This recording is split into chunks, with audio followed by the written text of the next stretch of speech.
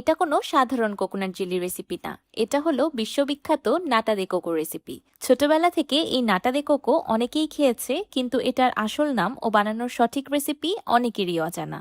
আসসালামু আলাইকুম everyone, I am chef Ishika. Welcome back to iFood channel. Nata de coco বানানোর জন্য আমি প্রথমে একটি প্যানে দিয়ে দিলাম 2 কাপ ডাবের পানি বা কোকোনাট ওয়াটার।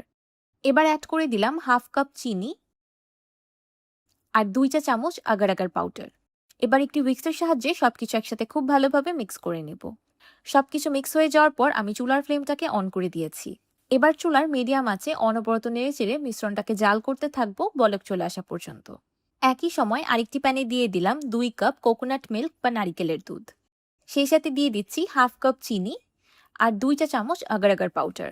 উইক্সের সাহায্যে সবকিছু একসাথে খুব ভালোভাবে মিক্স করে চুলার ফ্লেমটাকে অন করে দিয়েছি। এবার এই মিশ্রণটাকেও অনবরত নেড়েচেড়ে বলক তুলে নিব।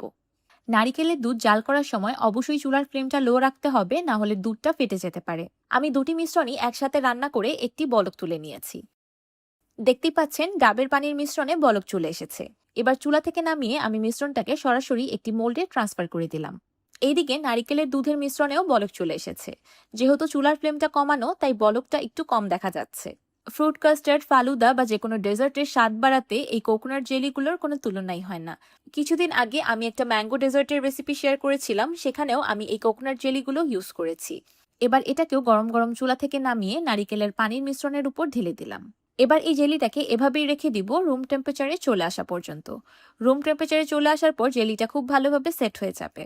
সেট হয়ে যাওয়ার পর আমি জেলিটাকে 10 মিনিটের মতো ফ্রিজে রেখে দিয়েছিলাম।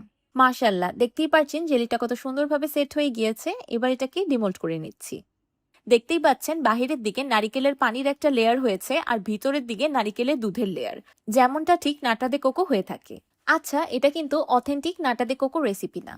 Authentic nata de coco coconut milk and coconut water fermentation করে বানানো হয়, যেটা বাসায় বানানো খুব বেশি ডিফিকাল্ট। কমার্শিয়ালি টেম্পারেচার অবজারভেশনে রেখে এই জেলিটাকে ফার্মেন্ট করা হয়। তাই আমি চেষ্টা করেছি ঘরোয়া পদ্ধতিতে সহজভাবে নাটা দে কোকো রেসিপি তৈরি করার।